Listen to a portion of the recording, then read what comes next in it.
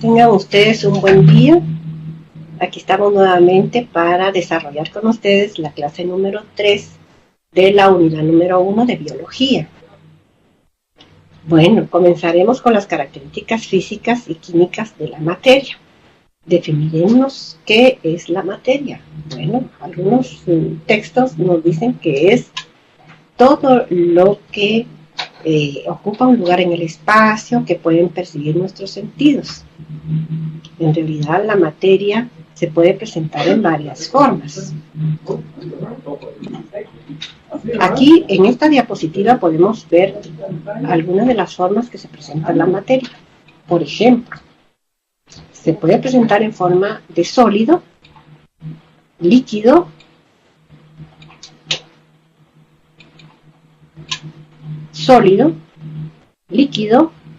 o gaseoso.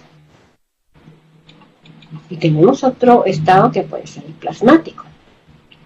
Pero si hablamos de los sólidos, vamos a ver que las moléculas que forman este compuesto están fuertemente unidas, de manera que hay poco espacio entre ellas y los movimientos son muy limitados.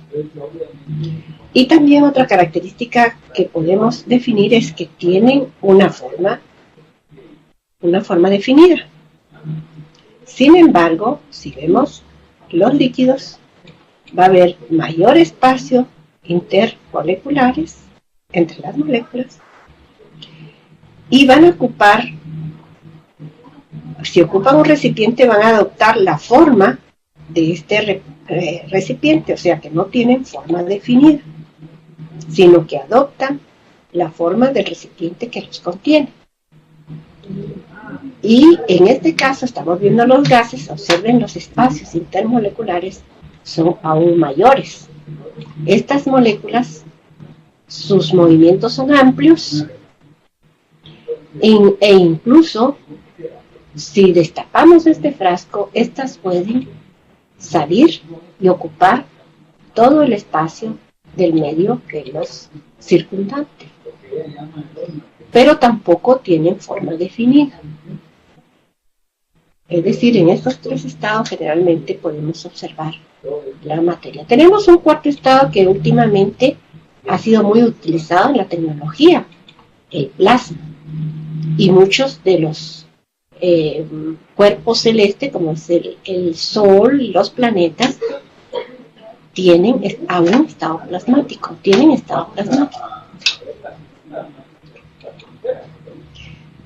Pero la partícula más pequeña de la materia es el átomo.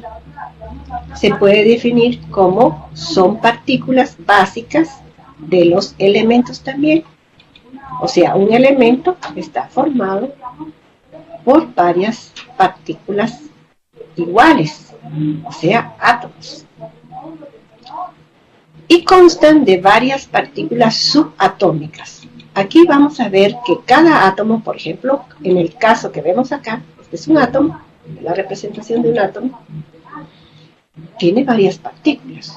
Aquí, en esta parte central, que llamamos núcleo, va a tener neutrones y va a tener protones. Y en la envoltura, que se encuentra alrededor del núcleo, vamos a tener electrones. Es decir, que la masa de este átomo va a estar concentrada acá, en esta parte central, llamada núcleo, y que está formada por protones y neutrones. Protones y neutrones. Y tenemos en la envoltura, que es esta parte que ustedes ven acá, los electrones que se encuentran realizando movimientos elípticos llamados orbitales a diferentes distancias del núcleo. Y esto es lo que llamamos niveles de energía, porque cada átomo tiene diferentes niveles de energía. Algunas de ellas, estamos hablando aquí de las partículas, son protones, neutrones y electrones. volvemos a repetir que los protones y los neutrones están acá en el núcleo y que los electrones son mucho más pequeños y están en la envoltura del átomo realizando movimientos elípticos a diferentes distancias del núcleo. Aquí tenemos un cuadro resumen de las propiedades de los átomos. Por ejemplo, el protón, que se encuentra en el núcleo, tiene carga positiva. ¿Sí? Estamos hablando de cargas eléctricas. Tiene carga eléctrica positiva. Y tiene una masa, o sea, la masa es la cantidad de materia, de 1 UMA, que quiere decir unidad masa atómica. Y está ubicación en el núcleo. Los neutrones tienen carga neutra, es decir, que no sobresale una carga positiva o una negativa, porque las cargas están equilibradas.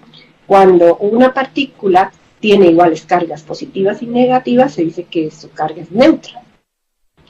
Y tiene una masa de 1 UMA, o sea, unidad masa atómica. Y también se encuentra en el núcleo. También tenemos los electrones, que son partículas más pequeñas, que están en la envoltura, ¿verdad?, alrededor del núcleo, y estos tienen carga negativa.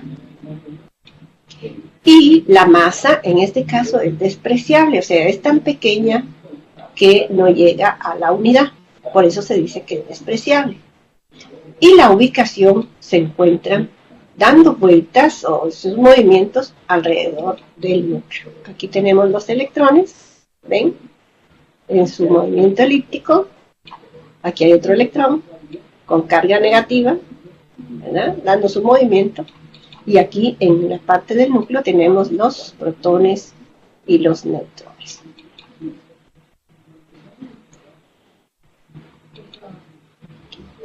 Bueno, continuamos hablando del átomo. Nosotros podemos decir que cada átomo tiene un número atómico, una masa atómica. ¿Pero qué es el número atómico y la masa atómica? Bueno, el número atómico es cada átomo contiene un número fijo de protones. Es decir, que lo podemos definir como la cantidad de protones que tiene un átomo.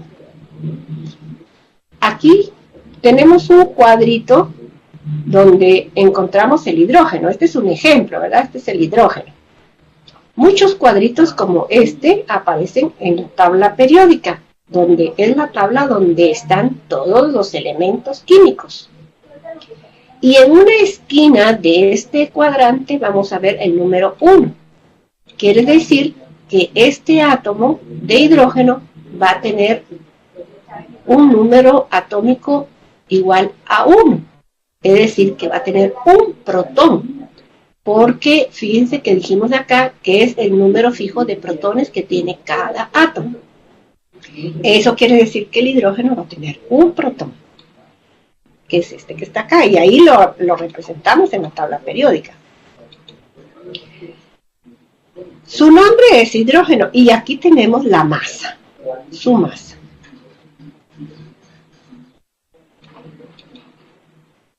Bueno, ahora vamos a definir qué es la masa. ¿Y por qué hablamos acá de masa? Bueno, dice que la masa es la suma de los protones, y neutrones, y se expresa en unidades de masa atómica, o sea, unidad masa atómica. Es decir, que si yo sumo, vamos a regresar a la diapositiva anterior, donde tenemos el dibujo acá. Si yo sumo los protones y los neutrones que están en el núcleo, voy a tener la masa. Quiere decir que la masa es la suma de los protones y de los neutrones.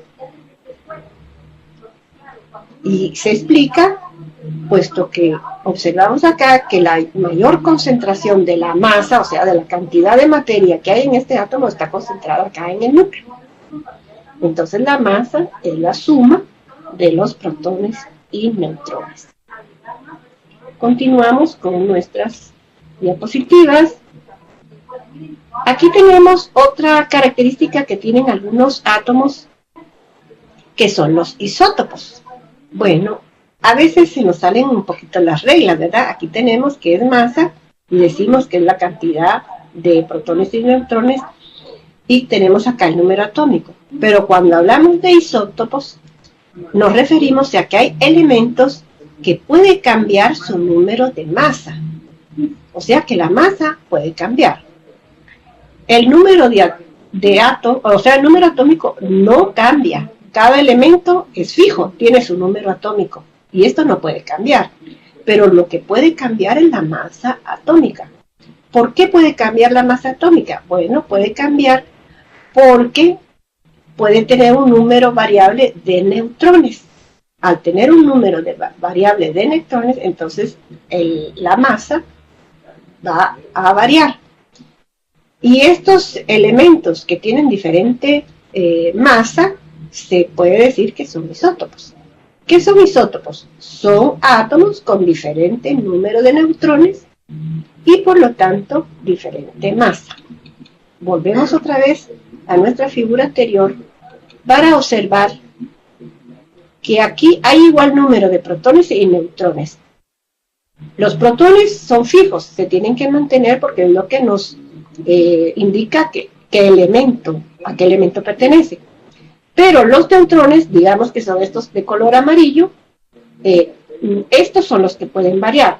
Si varía la cantidad de neutrones, que puede ser que disminuya o puede ser que aumente, entonces varía el número de masa. Y esos, por ejemplo, tenemos el carbono 12, el carbono 13. El número del carbono es 12. El número atómico es fijo. Y se supone que si tiene 12 protones, tiene 12 electrones.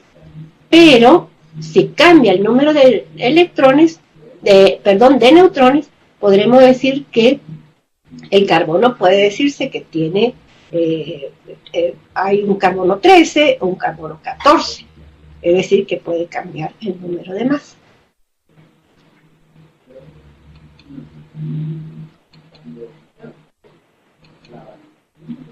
Bueno, los electrones participan en cambios químicos. Decimos que las reacciones químicas es una cualidad propia de los electrones. Son los electrones los que van a decidir las reacciones químicas, porque son los electrones los que se mueven alrededor de los orbitales, o sea, del núcleo, y son los que pueden desplazarse hacia otro orbital o hacia otro átomo por sus movimientos. Entonces, es responsabilidad de los electrones cualquier reacción química. Por eso decimos aquí que en todo átomo las cargas positivas igualan a las cargas negativas. Siempre decimos que los átomos tienen iguales cargas positivas que cargas negativas. Bueno, ¿quiénes son los que tenían cargas negativas en la envoltura del núcleo? No eran los electrones. Entonces los electrones tienen carga negativa y esas tienen que ser iguales a las cargas de los protones que tienen carga positiva. Entonces todo átomo tiene igual carga positiva que negativa si es neutro. En todo átomo las cargas positivas igualan a las cargas negativas. Ahora vemos que el número de electrones puede cambiar durante una reacción química. Bueno, habíamos dicho que el número de protones es fijo. No así el número de neutrones, ¿verdad? Puede cambiar. Pero también puede cambiar el número de electrones. Cuando un electrón se pierde en un átomo o se gana, entonces la cantidad de cargas positivas y negativas también van a cargar. Recuerden que dijimos que los electrones tienen carga negativa. Si se desplaza o se sale del átomo una carga negativa, entonces nuestro átomo va a quedar cargado positivamente. Ahora, por el contrario, si este átomo atrae otro electrón de otro átomo, entonces se carga negativamente porque va a tener mayores cargas negativas y de esta manera va a haber mayor carga negativa que positiva. Por eso decimos aquí que el número de electrones puede cambiar durante una reacción química. Los electrones ocupan orbitales. ¿Qué son los orbitales? Bueno, los orbitales son movimientos que realizan los electrones alrededor del núcleo, pero ellos lo hacen a diferentes distancias, de manera que hay unos que giran más cerca del núcleo y otros que giran más lejos. Pero cada orbital va a generar cierta energía y esto recibe el nombre de niveles de energía, es decir, que los electrones circulan en orbitales a diferentes distancias llamadas niveles de energía. La energía de un electrón depende del orbital que ocupa. Los electrones llenan los orbitales de menor energía antes de ocupar los de mayor energía. Es decir, que aquellos orbitales que están más cerca del núcleo se llenan primero con los electrones antes que empiecen a llenarse los que están más alejados del núcleo. Por eso decimos que los electrones llenan, o sea, ocupan los orbitales de menor energía antes de ocupar los de mayor energía. Bueno, esto es muy importante, ¿verdad? Porque cuando hablamos de mayor energía, el que se encuentra más alejado del núcleo, hay una regla que se llama regla de octeto, que quiere decir que en ese nivel tiene que haber 8 electrones en ese nivel de energía para que el átomo esté estable.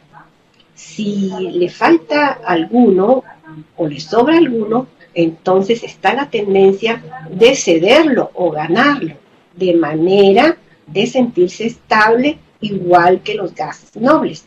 Los gases nobles son gases, o sea, elementos que tienen 8 electrones en su último nivel y por lo tanto decimos que son estables, según la regla del octeto. Observemos acá algunas otras características. Podría decirse que un átomo está estable cuando tiene 2 electrones en su último nivel y 8 en su último nivel. El primer nivel, el que está más cerca del núcleo, no puede tener más de 2 electrones. O sea que el primer nivel es ocupado por 2 electrones. Y el último, para que esté estable, para que, igual que los gases nobles, debe tener 8 electrones en el último nivel de energía. Pero habíamos dicho que cada nivel solo puede tener 2. ¿Cómo puede entonces tener 8 electrones en su último nivel?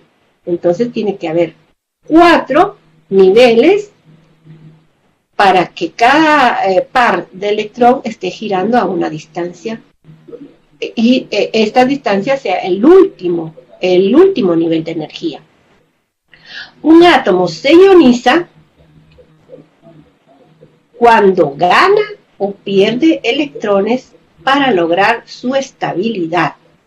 Acuérdense que dijimos que la estabilidad va a depender de que tenga 8 electrones en su último nivel, convirtiéndose en catión o en anión. Lo que nos quiere decir esta parte es que si el átomo, para sentirse estable, pierde un electrón, se va a ionizar y se va a convertir en catión. Pero si por el contrario, para lograr su estabilidad, gana un electrón, entonces se va a convertir en anión. Los átomos se ionizan. Si pierden, se forma catión, si gana, se forma anión. Pero, ¿será que puede perder o puede ganar electrones un átomo? Claro que sí. Y esta es la base de las reacciones químicas.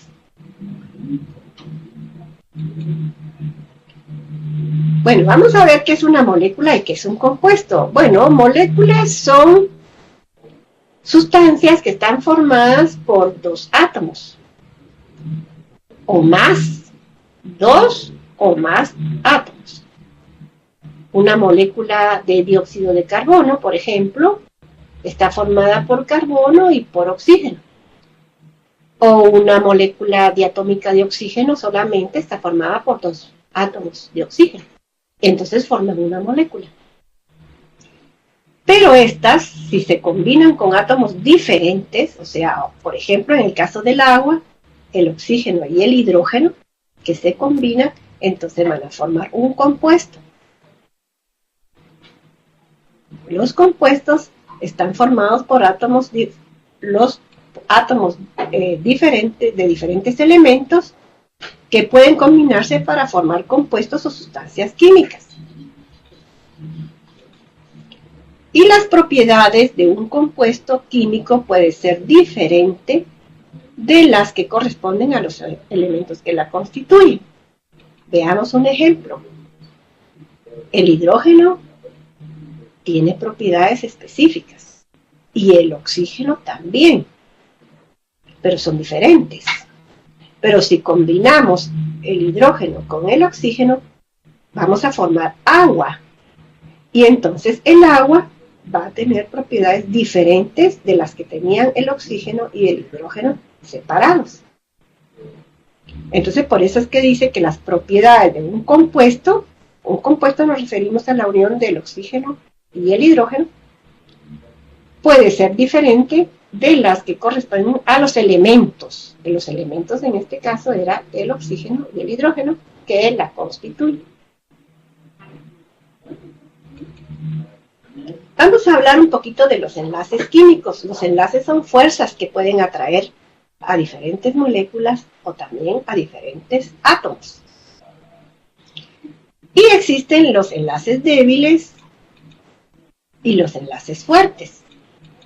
Dentro de los débiles, que son muy importantes para la biología, porque todas las reacciones químicas que tienen que ver con los seres vivos tienen estos tipos de enlaces, tenemos el enlace iónico, que se produce entre iones positivos e iones negativos. ¿Pero qué es un ion? Habíamos hablado de cuando un átomo pierde o gana electrones, se ioniza. Pero este puede ser captado por otro átomo o puede ser cedido por otro átomo. En ese momento se está produciendo una fuerza de atracción entre estos dos átomos que se llama enlace iónico. Entonces, en este tipo de enlace participan iones positivos e iones negativos que se pierden o se ganan. Después tenemos este tipo de enlace que es de puente de hidrógeno, es un enlace débil, ¿ven?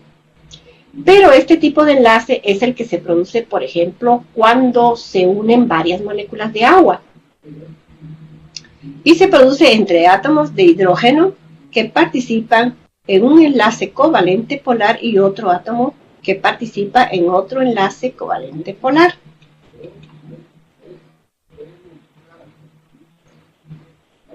Vamos a ver una diapositiva que tenemos aquí adelante para que ustedes puedan ver acá, ¿ven? Esta es una molécula de agua, esta es una molécula de agua y esta es una molécula de agua. Para formar una gota de agua, ¿cuántas moléculas de agua tenemos que unir? Un montón. Y aquí tenemos una representación de cómo se produce este tipo de enlace de puente de hidrógeno. Aquí tenemos de color verde cómo se simboliza el puente de hidrógeno, ¿ven? Y el oxígeno lo estamos representando de color rojo y el hidrógeno de color azul. Entonces aquí tenemos en una molécula de agua oxígeno e hidrógeno, unidas a otra molécula de agua, pero Fíjense que en este caso no se está uniendo hidrógeno con hidrógeno, sino que se une hidrógeno con electrones de la otra molécula de agua. O sea, el hidrógeno con los electrones que no es del hidrógeno, o sea, del carbono, perdón, del oxígeno, con electrones del oxígeno. Aquí igual, electrones del oxígeno con un electrón del hidrógeno. Electrones de oxígeno con un electrón de hidrógeno. Electrón de hidrógeno con electrón de hidrógeno, y así sucesivamente. Este tipo de enlace se llama enlace de puentes de hidrógeno. Y es un enlace débil porque se forma rápidamente, pero así como se forma, se puede volver a deshacer. Bueno, disculpen que pasé las pantallas un poco rápido y regresamos otra vez a nuestra pantalla que teníamos. También tenemos enlaces fuertes. Un enlace fuerte es el enlace covalente. Casi todos los compuestos que ocurren en los seres vivos, donde participan reacciones químicas, la mayoría de este tipo de enlace que une moléculas y átomos son enlaces fuertes y fundamentalmente de enlaces covalentes, polar y no polar. Aquí en los enlaces covalentes hay una diferencia con los enlaces débiles. Y es que en este caso los electrones no se ceden ni se ganan, sino que se comparten. Entonces se produce al compartir pares de electrones. Si se comparten por pares iguales, el enlace es no polar. Y si se comparten de forma desigual, el enlace es covalente polar. ¿A qué nos referimos con enlaces si se comparten de forma desigual o de forma igual? Es porque casi todos los elementos tienen fuerzas de atracción, pero no son de la misma naturaleza. Algunos tienen mayores fuerzas que otras. Entonces, cuando hablamos de que el oxígeno va a atraer, por ejemplo, en la molécula de agua, ¿verdad? Que el oxígeno va a atraer 2 electrones de hidrógeno para formar una molécula de agua, ahí queremos decir que el oxígeno va a tener mayor fuerza que la del hidrógeno, ya que atrae un electrón de cada uno de los hidrógenos para formar la molécula de agua. En ese caso, si son desiguales, se produce un enlace covalente polar. Ahora, si las fuerzas son iguales, como dice este caso, que son iguales entre los electrones, entonces el tipo de enlace es covalente no polar. En el caso de que hablamos de la forma desigual, vemos que hay un desplazamiento de los electrones del hidrógeno hacia el oxígeno. Entonces, en ese caso, la fuerza se está polarizando. Por eso decimos que hay un enlace covalente polar. Aquí tenemos varias interrogantes que sería muy bueno que ustedes revisaran y contestaran, ¿verdad? Referente a los diferentes tipos de enlace que existen fundamentalmente en los seres vivos, ¿verdad? Vamos a ver nuevamente ya en alguna forma representativa cómo se produce un enlace iónico. A ver si podemos entender un poquito mejor este concepto, ¿verdad? Aquí tenemos el litio. El litio es un elemento químico.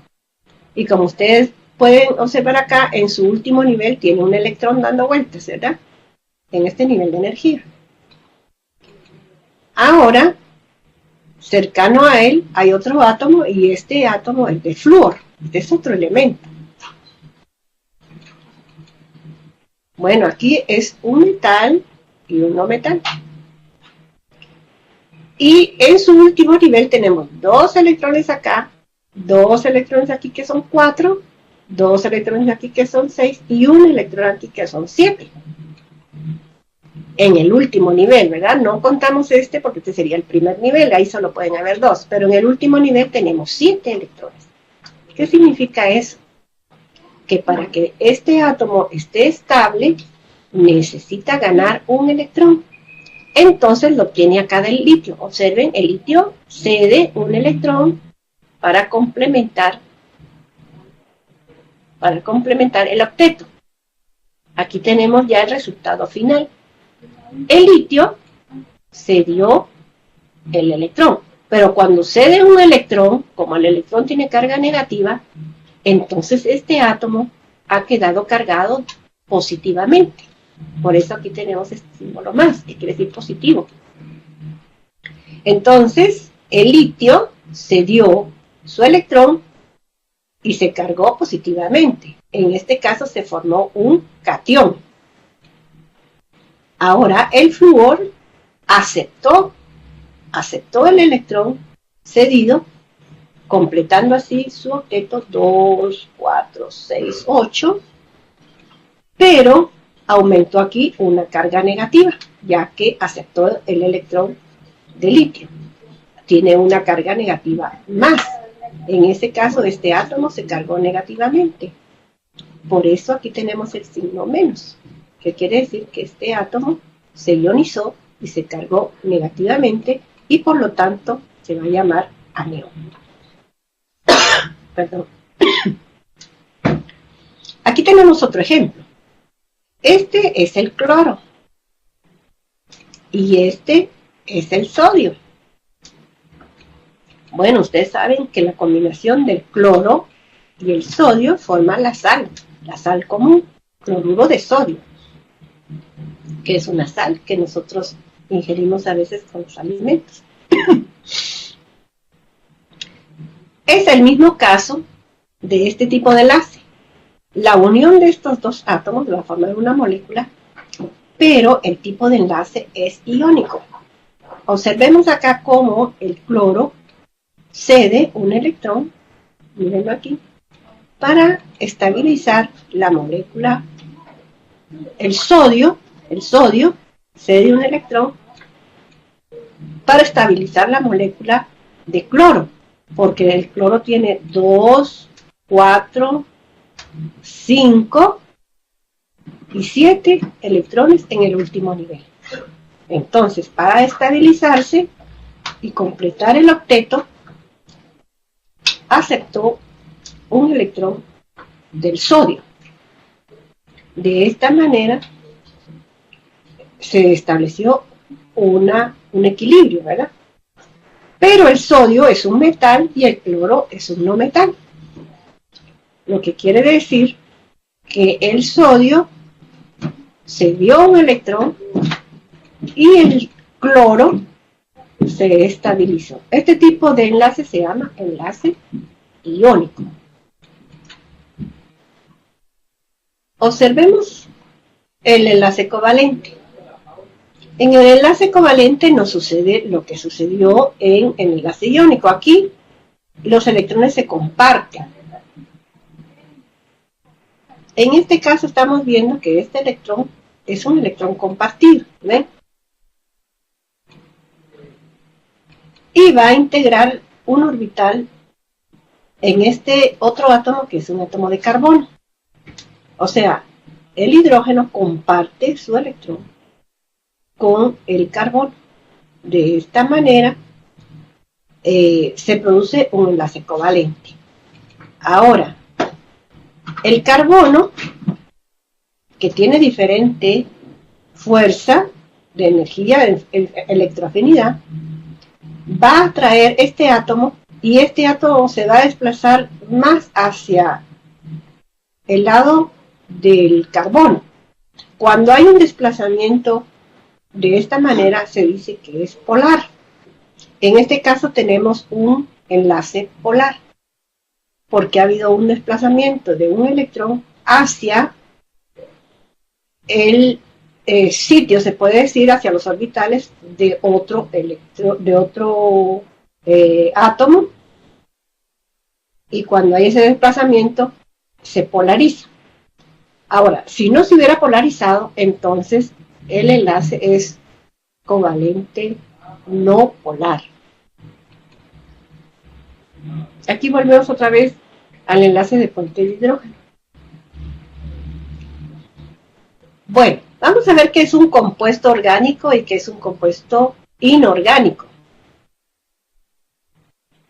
Porque sabemos que tanto los compuestos orgánicos como los compuestos inorgánicos forman parte de los seres vivos. Observemos aquí esta figura. Aquí tenemos una plantita en la cual, para poder nutrirse, tiene que realizar un proceso muy complicado que se llama fotosíntesis, ¿verdad? Pero para eso necesita incorporar dióxido de carbono, que está en la atmósfera, ¿verdad? Y también elementos inorgánicos que tenemos acá en el suelo, que van a ser incorporados a través de las raíces para poder sintetizar nuevos compuestos y realizar diferentes funciones. Pero en este caso de la fotosíntesis, las plantas necesitan energía del sol, necesitan el dióxido de carbono para la síntesis de carbohidratos, y también necesitan de compuestos carbonados para poder sintetizar los carbohidratos, como por ejemplo la glucosa, los azúcares. Esos son compuestos orgánicos. Es decir, que los compuestos orgánicos se pueden sintetizar en algunos seres vivos, por ejemplo, como las plantas, a partir de elementos inorgánicos, como es el dióxido de carbono, el agua, elementos minerales que recogen del suelo, y forman los compuestos orgánicos. Sabemos que estos compuestos orgánicos forman a los seres vivos. Todos los seres vivos están formados por compuestos orgánicos. Ahora, los compuestos inorgánicos también forman parte de la naturaleza y los vamos a tener en el suelo, en la atmósfera, y son muy importantes porque ellos nos suministran de sales disueltos y de otros minerales que necesitamos para nuestro desarrollo. También forman parte de los seres vivos. Aquí tenemos algunos elementos muy importantes para los seres vivos. Por ejemplo, el oxígeno. Los seres vivos respiran. Y para respirar, si hacen un tipo de respiración que se llama aerobia, necesitan del oxígeno. Necesitamos del carbono, porque el carbono es lo que forma toda la estructura, o sea, toda, se puede decir, la composición básica de los seres vivos. Sabemos que nosotros, en todos nuestros diferentes elementos, estamos formados por carbono. El hidrógeno es un elemento fundamental en la composición del agua, por ejemplo, aunque también participa en muchas reacciones químicas, como ustedes pudieron haber visto. El nitrógeno es un compuesto importante en las proteínas.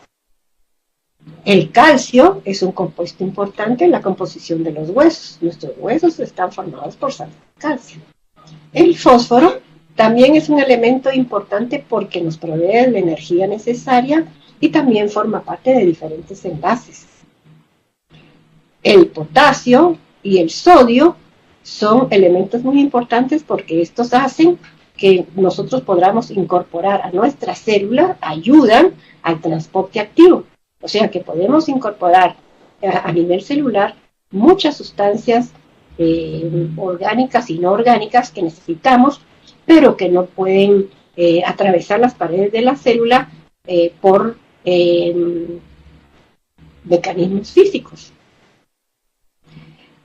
Y tenemos el magnesio y el cloro y el hierro, que también son muy importantes para la formación de diferentes moléculas y que necesitamos en pocas cantidades.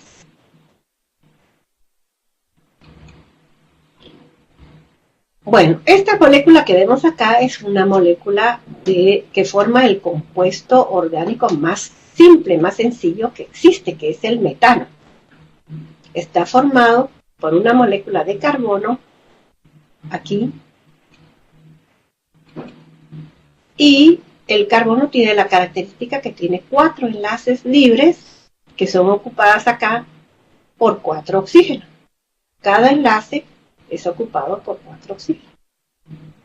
Y esto se debe porque el carbono en su último nivel solo tiene 4 electrones.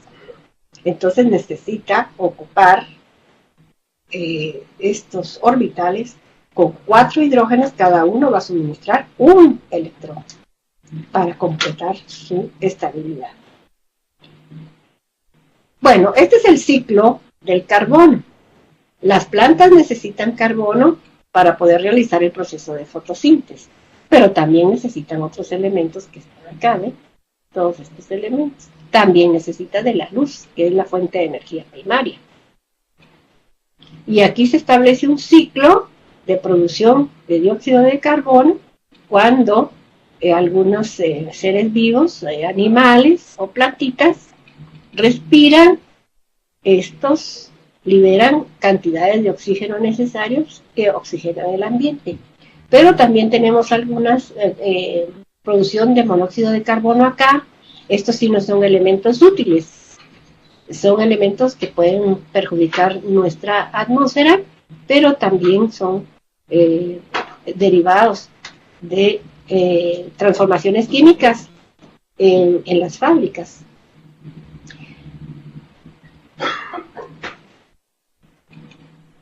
Bueno, sigamos hablando del carbono.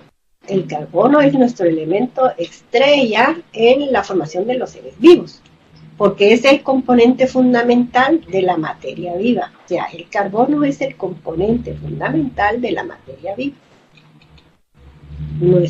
Toda nuestra estructura está básicamente formada por carbonos. Es el principal elemento de los compuestos orgánicos. ¿Cuáles son los compuestos orgánicos? Bueno, los compuestos orgánicos son aquellos compuestos que forman a los seres vivos y que están formados por carbono. Y tiene capacidad para formar mayor número de moléculas. Ahí lo que vimos en el metano es la molécula más sencilla, pero el carbono puede formar grandes cadenas simples o también ramificadas y pueden lograr incorporar una cantidad innumerable de moléculas, yo creo que asombrosamente más que cualquier otro elemento. Y forma enlaces covalentes simples, muy estables con otros elementos. Es decir, que la unión de esas cadenas de carbono están formadas por cadenas, principalmente lo forman los enlaces covalentes, muy simples. Aquí tenemos una tabla periódica, hablamos de la tabla periódica y esta es la tabla de los elementos químicos. Nos es muy importante mostrarles esta tabla. Ustedes pensarán, bueno, si no estamos en una clase de química, estamos en una clase de biología. Pero, como todas las ciencias se van a relacionar, nosotros utilizamos mucho la química. ¿Por qué? Porque de esta manera estamos hablando de una característica muy importante de los seres vivos. Ustedes se recordarán en la primera clase donde vimos el metabolismo. Y dijimos que el metabolismo es el conjunto de todas las reacciones químicas que suceden en nuestro organismo y en de todas las plantas y los animales. Y aquí tenemos muchos elementos que participan en este proceso. Tenemos los metales y tenemos acá los no metales. Todos estos son no metales y aquí tenemos los metales y los no metales, que son estos que están acá, ¿verdad? Entonces, pero en los no metales tenemos un elemento muy importante, que es este que ustedes ven acá, que es el carbono. ¿Sí?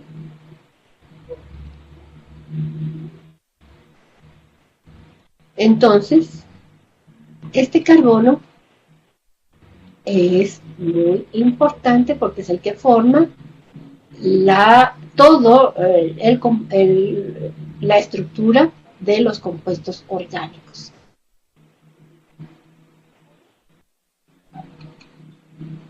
Aquí tenemos el metano, estábamos hablando del metano. Este que va aquí de color oscuro es el carbono. Esa es una representación, ¿verdad? Es en el espacio tridimensional de una molécula de metano, que es la molécula más pequeña. Entonces, estas que están acá de color blanco representan los hidrógenos. Aquí lo tenemos, ¿ven? El carbono en medio y un hidrógeno, dos hidrógenos, tres hidrógenos, cuatro hidrógenos. Aquí tenemos en la parte del subsuelo este gas, que es el metano, ¿verdad? En un mar helado del océano, para que nos informemos dónde podríamos encontrar metano. Al metano también se le llama gas de los pantanos. En los lugares pantanosos, por acción de muchas bacterias, se forma este compuesto. Aquí continuamos viendo las características del carbono. El carbono es el único constituyente común a todos los compuestos orgánicos. Aparece en todos los compuestos orgánicos. Y también aparece en algunos compuestos inorgánicos. El carbono es singular porque posee la capacidad de enlazarse sucesivamente a otro átomo de carbono formando cadenas y anillos de tamaño variable. Es decir, es capaz de formar grandes moléculas en cadenas, en anillos, de diferentes maneras. Observen, aquí abajo se ve cadenas, anillos, ¿ven? Tiene esa capacidad. Puede formar enlaces de igual fuerza con diversos elementos. En casi todos los casos forma 4 enlaces covalentes tetravalentes. ¿Por qué? Porque en el último nivel quedan sus 4 electrones libres, en el cual son atraídos, ¿verdad?, por moléculas que generalmente ceden un electrón y de esta manera estabilizarse. ¿Qué son los compuestos orgánicos? Bueno, los compuestos orgánicos son compuestos que contienen carbono. Sin embargo, algunos compuestos, como por ejemplo el ion carbonato, ion cianuro, ion carbonato, y otros poseen carbono. O sea, quiere decir que estos compuestos que mencionamos arriba no son orgánicos y sin embargo poseen carbono. Pero se consideran inorgánicos porque presentan propiedades similares a los compuestos inorgánicos y no se parecen a los compuestos orgánicos representativos. Lo que queríamos decir aquí es que todos los compuestos orgánicos tienen carbono.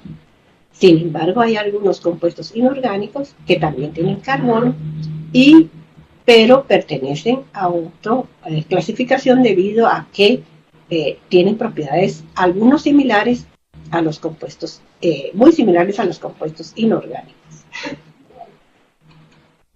Aquí tenemos un cuadro resumen de las propiedades de los compuestos orgánicos y de los compuestos inorgánicos. Fuente. ¿Dónde encontramos compuestos orgánicos? El petróleo, el gas natural, el carbón, materia viva, vegetal, animal, síntesis orgánica, o sea, se sintetiza a nivel de organismo. Y en los inorgánicos se encuentran libres en la naturaleza como el oxígeno, los óxidos, sales y minerales. Elementos. Son básicos, ocasionales, el oxígeno, el nitrógeno, el azufre y los halógenos. Trazas, hierro, cobalto, fósforo, calcio, zinc. Todos los elementos de la tabla periódica aparecen en todos los elementos de la tabla periódica. Enlaces predominantes. Bueno, en los compuestos orgánicos, enlace covalente, simple, doble, triple, donde se comparten los electrones. Y en los compuestos inorgánicos predomina este tipo de enlace iónico, donde se transfieren electrones de metal al no metal. El estado físico en los orgánicos es en forma de gases, líquidos y sólidos. En cambio, los inorgánicos en estado sólido. Las reacciones en los orgánicos son lentas y en los inorgánicos son muy rápidas. Se puede decir instantáneas. La volatilidad. Los orgánicos son volátiles. Claro, como la mayoría son gases. En cambio, los inorgánicos son no volátiles. La destilación.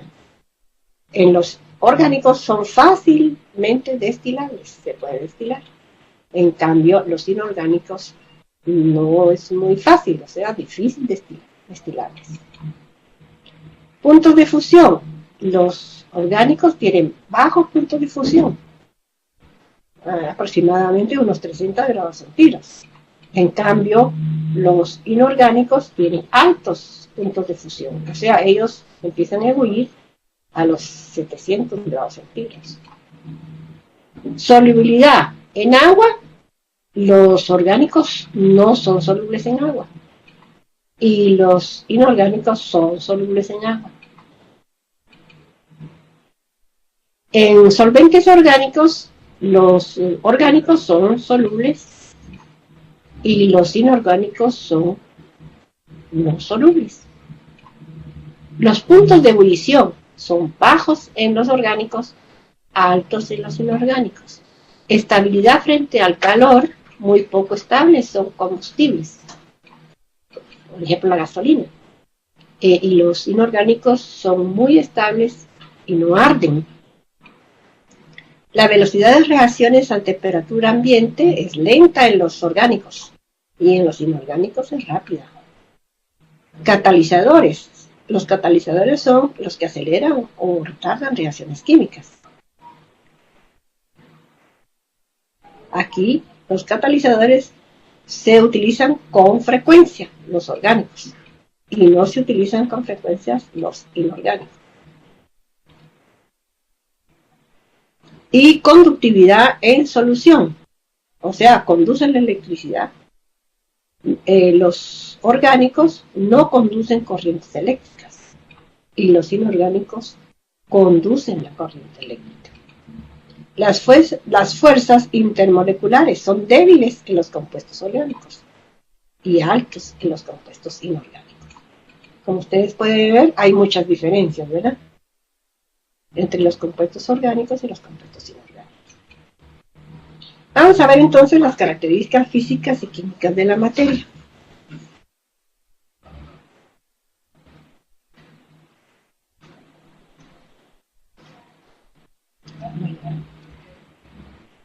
Perdón, porque creo que me fui hacia la primera hoja.